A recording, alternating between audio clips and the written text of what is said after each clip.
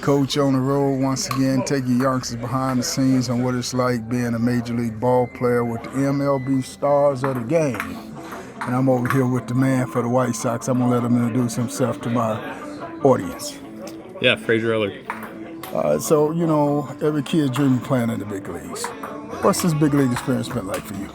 It's been pretty awesome. Yeah, playing in the minor leagues for a few years and then getting to be up here, it's pretty sweet. You know, the guys have made it pretty special, and we've got some really good veterans that have done a great job of just kind of showing me the ropes. And it's as good as you dream of it. Every kid dreams of playing in the big leagues. They think when you guys get here, you go right to the big leagues. They don't understand the process. Yeah, it's a grind for sure, and there's a lot of ups and downs. I'd say like professional baseball is one of the hardest things I've ever done, just in terms of the grind of having a really long season, but then also like not knowing kind of where you stand and hoping that you're doing good enough and hoping that you're developing into what you want to be. But at the same time, everybody else is trying to do that too. So it's one of those unique professions where it's truly like you versus the other guys, and it's sometimes you lose sight of that goal, but I think if you can like kind of keep your head on straight and look at the ultimate goal of like, all right, how do we get to the big leagues? That's what helps you in the day-to-day, just like staying diligent in what you're doing. And I would always tell my guys, if you want to play on a major league level, you got to eat, drink, and sleep this game. Yeah, I would say maybe a little bit of a hot take. I think it's really important to like be super diligent in your work when you're at the field, but then also finding ways to like when you can't get better, because there's times where like you need to sleep, you need to relax, you need to like take care of your mental health, like not letting the game follow you. You know what I mean? It's like when you're here, be 100% bought in, be completely dedicated, master your craft, but also know when that hurts. Like some guys obsess over it, think a little too much, like taking it home to their family or taking it home to their friends, and like don't let themselves like enjoy other aspects. You know what I mean? Yeah.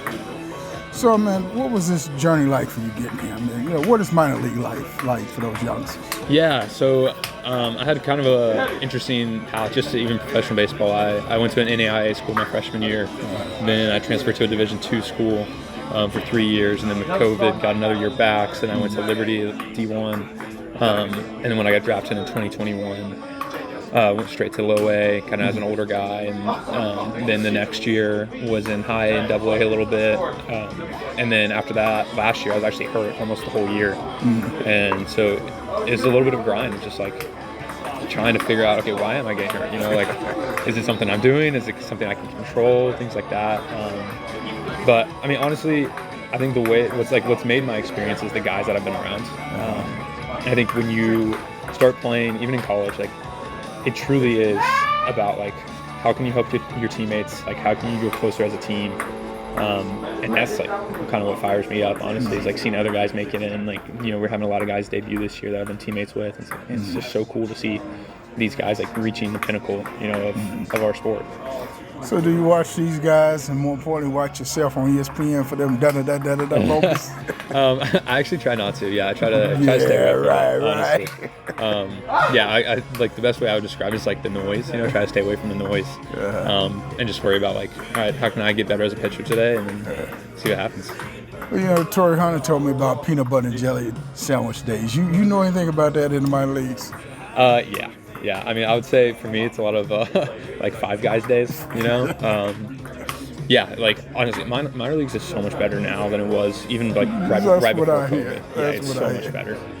So it's really not that bad in terms of the food and the travel and all that. Like they do a good job with us now.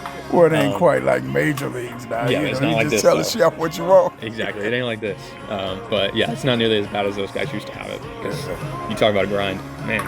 And what about now the hotels ain't got much better. Y'all still in Motel 6s and extended stay. You ain't in no Marriotts now. Yeah, we're not in any Marriotts. It's actually not too bad with that either, usually. Like even the hotels are better. You're still sharing a room, so it's like you don't have much privacy, but it's college days. Yeah, exactly. It's the same thing. Yeah.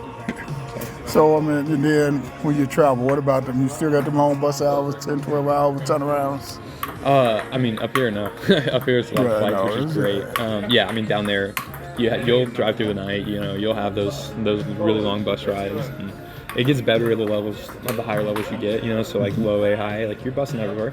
You're taking that 12-hour bus trip, and then like double A, you might fly a couple times, and then triple A, like anything over 8 hours, you're usually gonna fly.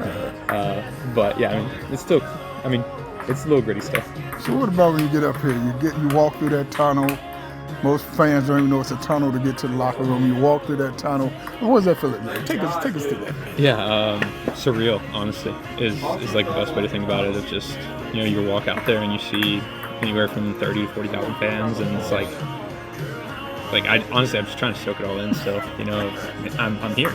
Like, we're here in the major leagues. So, yeah, it's just super special. And let me ask you, how long have you been up here so far?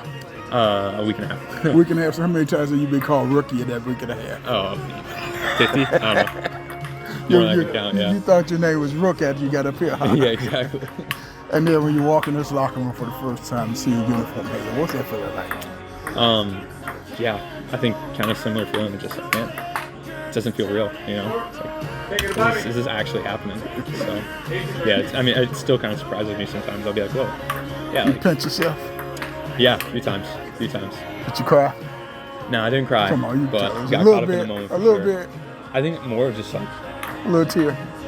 To be honest with you, maybe when the season's over, it might finally hit me of like, yeah, and like be able to kind of take a breath.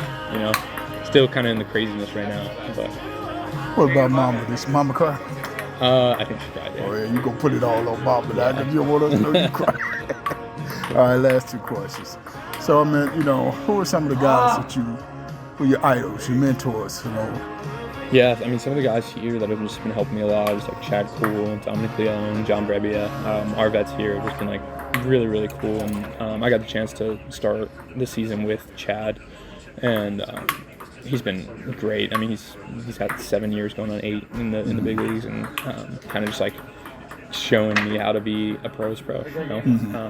So he's been awesome. And then, yeah, it was like, it's cool. I grew up as a Braves fan, so like I was playing Dansby. It's like I watched him when I was in high school and college, and yeah, it's pretty sweet to see the guys that like you grew up looking at and be like, man, I want to be like those guys one day, and like playing against them and playing with them. So I gotta ask you another rookie question. Did you make the mistake yet of being the first one in the child line?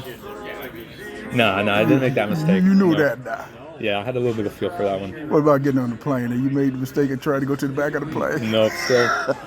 I've learned my lesson a little bit in AAA, so that was very, very happy I learned those down there instead of coming up here. But the unwritten rules. Exactly. Oh, there's a lot of them. Coach on the man with Fraser. Thanks a lot. Offers baseball players an outlet to continue playing baseball. This league is dedicated to the generations of baseball players who were denied the opportunity to play baseball because of factors other than their ability to play the game.